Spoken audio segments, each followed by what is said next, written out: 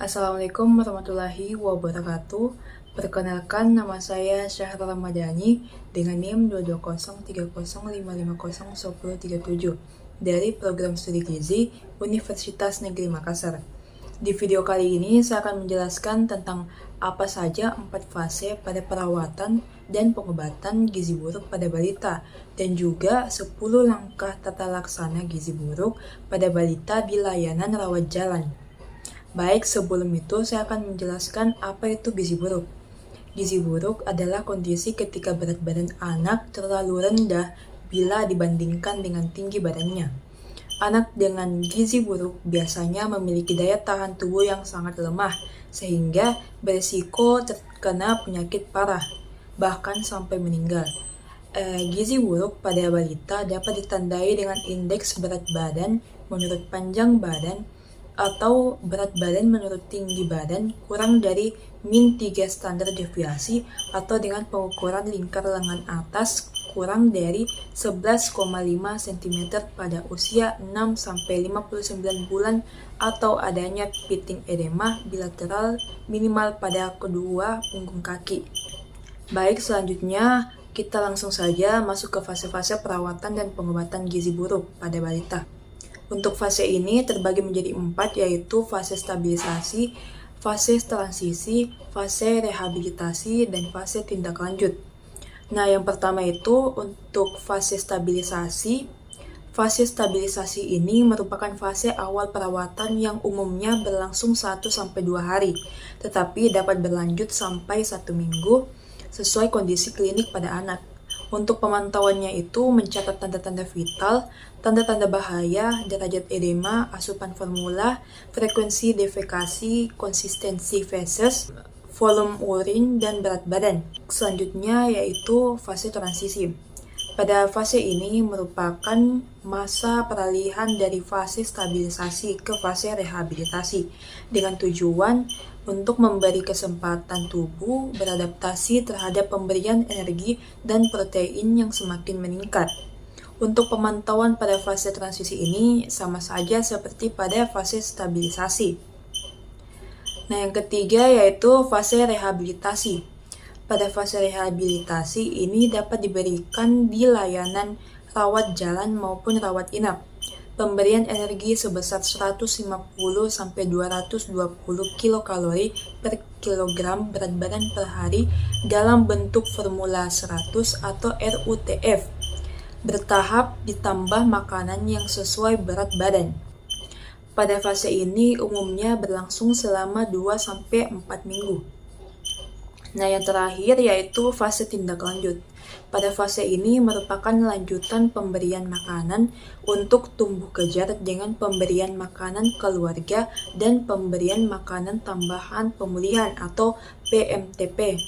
Adapun kriteria sembuh dari gizi buruk apabila berat badan menurut tinggi badan atau berat badan menurut panjang badan lebih dari min 2 standar deviasi atau lingkar lengan atas lebih dari 12,5 cm dan tidak ada pitting edema bilateral.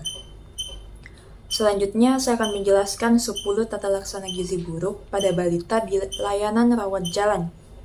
Nah, untuk langkah pertama yaitu mencegah dan mengatasi hipoglikemia. Semua balita gizi buruk beresiko mengalami hipoglikemia, ditandai dengan kadar gula darah 3 mmol per liter atau kurang dari 54 mg per desiliter.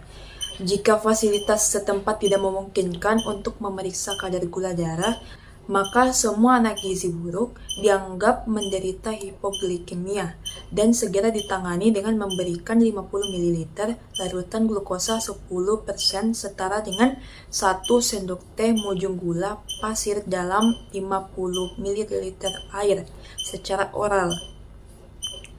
Langkah kedua yaitu mencegah dan mengatasi hipotermia. Hipotermia yaitu dengan suhu alkisar kurang dari 36 derajat Celcius, sering ditemukan pada balita gizi buruk dan juga ditemukan bersama hipoglikemia, menandakan adanya infeksi berat. Cadangan energi anak gizi buruk sangat terbatas sehingga tidak mampu memproduksi panas untuk mempertahankan suhu tubuh. Cara mengatasi hipotermia dengan menghangatkan tubuh balita dengan menutup seluruh tubuh termasuk kepala dengan pakaian dan selimut. Langkah ketiga yaitu mencegah dan mengatasi dehidrasi. Pada dehidrasi ringan atau sedang, tetap diupayakan memberikan terapi rehidrasi oral. Apabila tidak mungkin secara oral, cairan diberikan melalui pipa nasogastrik sampai anak bisa minum. Gunakan larutan oralit standar yang telah dimodifikasi dengan mengurangi natrium dan menambah kalium yang lebih dikenal dengan Rehydration Solution for Malnutrition atau Resomal. Langkah keempat yaitu memperbaiki gangguan keseimbangan elektrolit. Pada anak gizi buruk terjadi gangguan keseimbangan cairan, elektrolit, dan mineral. Untuk mengatasi gangguan keseimbangan elektrolit tersebut, diberikan mineral mix yang ditambahkan ke dalam formula WHO seperti formula 75, formula 100, dan Resomal. Tubuh anak gizi buruk relatif mengandung kadar natrium yang lebih tinggi dan kalium yang lebih rendah dibandingkan anak normal. Oleh karena itu, pemberian cairan tidak boleh yang mengandung kadar natrium yang tinggi dan anak harus mendapatkan tambahan kalium. Langkah kelima yaitu mengobati infeksi. Dengan cara berikan kepada semua balita gizi buruk antibiotika dengan spektrum yang luas. Bila balita sebelumnya dirawat inap, maka pemberian antibiotika merupakan lanjutan dari pengobatan sebelumnya dirawat inap. Imunisasi campak jika balita berusia lebih dari 6 bulan dan belum pernah diimunisasi atau mendapatkan imunisasi campak sebelum usia 9 bulan. Imunisasi ini ditunda bila balita dalam keadaan shock. Imunisasi tersebut, termasuk imunisasi campak pada balita gizi buruk, diberikan sebelum anak pulang dari tempat perawatan atau fase rehabilitasi. Langkah keenam yaitu memperbaiki kekurangan zat gizi mikro. Semua anak gizi buruk memiliki defisiensi vitamin dan mineral. Meskipun sering ditemukan anemia, zat besi tidak boleh diberikan pada fase awal, yaitu fase stabilisasi dan transisi. Zat besi baru diberikan setelah anak mempunyai nafsu makan yang baik dan mulai bertambah berat badannya. Biasanya pada minggu kedua mulai fase rehabilitasi. Karena zat besi dapat memperberat infeksi bila diberikan terlalu dini. Bila balita gizi buruk mendapatkan RUTF dengan komposisi sesuai dengan rekomendasi WHO, maka tidak perlu diberikan suplementasi zat gizi mikro lagi, kecuali ditemukan tanda klinis kekurangan vitamin A pada mata atau ada riwayat menderita campak dalam 3 bulan terakhir. Maka balita diberi suplementasi vitamin A dosis tinggi sesuai umurnya. Langkah ketujuh yaitu memberikan makanan untuk fase stabilisasi dan transisi. Pada langkah ini diberikan untuk anak gizi buruk di layanan rawat inap. Langkah ke-8 yaitu memberikan makanan untuk tumbuh kejar. Pada fase rehabilitasi terjadi replesi atau pemulihan jaringan tubuh sehingga diperlukan energi dan protein yang cukup. Diberikan energi 150-220 kilokalori per kilogram berat badan per hari, protein 46 gram per kilogram berat badan per hari. Terapi gizi yang diberikan dapat berupa formula 10 atau RUTF yang secara bertahap ditambah makanan padat gizi. Langkah ke-9 yaitu memberikan stimulasi untuk tumbuh kembang. Stimulasi ini diberikan secara bertahap dan berkelanjutan sesuai umur anak terhadap 4 aspek kemampuan dasar anak, yaitu kemampuan gerak kasar, kemampuan gerak halus, kemampuan bicara dan bahasa, serta kemampuan sosialisasi dan kemandirian. Stimulasi terstruktur dilakukan secara intensif setiap hari selama 15-30 menit. Langkah ke-10 yaitu mempersiapkan untuk tindak lanjut di rumah.